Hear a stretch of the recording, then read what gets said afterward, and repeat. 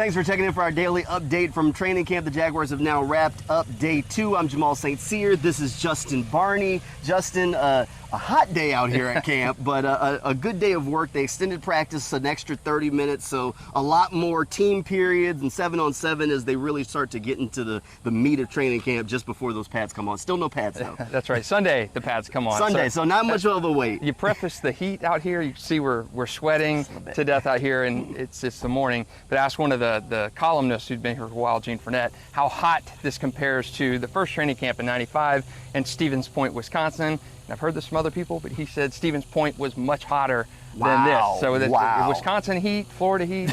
I'm glad I was not covering that. Don't challenge the Florida heat. Don't do that. That's right. It'll lay it on without a problem. But I thought today was good. We saw a little bit more action in the 11. Yes. The 11 on. My stars of the day. Trevor Lawrence, he did not have an incompletion during the 11 on. I think there was a drop in one of the other periods, but during the 11 on action, Trevor was perfect, had some unbelievable throws, receivers. We kind of beat them up last year, rightfully we so, definitely with all the drops and such. But man, they have been impressive through 2 days of camp. And I thought Marvin Jones had some good catches. Sure. I thought Chris Manhertz had a great catch on the sideline in the 11 on drills. I thought Leviska played well. I thought Christian Kirk had a great catch on the first day of camp, sideline kind of toe tap catch. Yeah. But today he had some other good catches. So he's a smaller guy.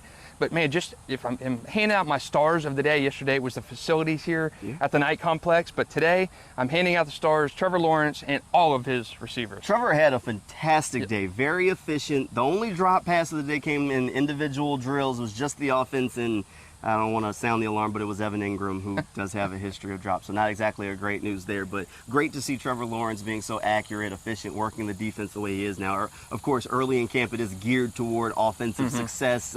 We'll have to see just how competitive it can get later on in camp. Some of those catches did have very tight coverage from some guys like Tyson Campbell, so nothing to wave a red flag or alarm about on the defense just yet. My star for the day, my MVP, is Leviska Chanult. One of the guys that caught some passes, but Leviska's really looking quick out there. He's very explosive. There were a couple of end-around plays that he had that he took to the end zone through all the rest of the receivers exploding on the sidelines, a couple of night catches. But the real reason I handed him the MVP was during some of the running drills, a block he made that had offensive line coach Rocher, yelling and applauding what he saw from Leviska Chanult. And that's a little thing that could get a guy on the field. Right, and that's, you heard from when that play happened, screaming out loud. You heard it all around the field. Viska, great job, Viska, and it sprung Travis Etienne for what would have probably been a touchdown in a real game. And so those little sorts of things from a receiver, that's how you earn playing time when you're a guy who's battling for reps at this point. So that was something that really, Leviska Chanult's a wide receiver. We always talk about how big he is as a receiver.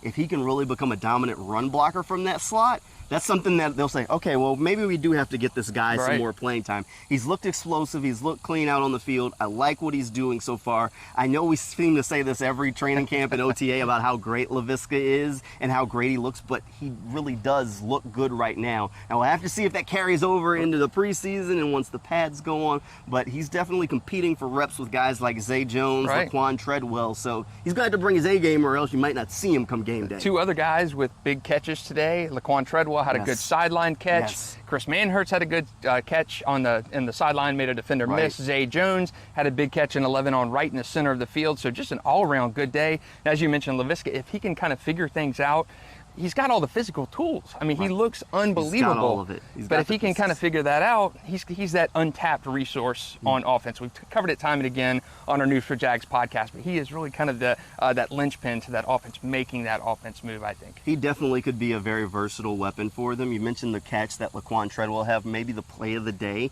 I'm knocking on the door saying Tread's on this team just because of how consistent he is, and he does all the little things, and him and Trevor just always seem to be on the same page. So definitely a good, strong showing from him so far. Another guy that jumped out a little bit is Benji Franklin, second day in a row. He's had a pass breakup, which is good, and he's a burner, 4.34 in the 40-yard dash coming out of school. So maybe he's an undrafted guy that we should pay attention to once the games do roll around. But I think that'll wrap it up for us after day 2 here. Thanks for tuning in and checking this out. We'll be back tomorrow when the Jaguars hit the field again. I'm Jamal St. Cyr. This is Justin Barney. Thanks for tuning in.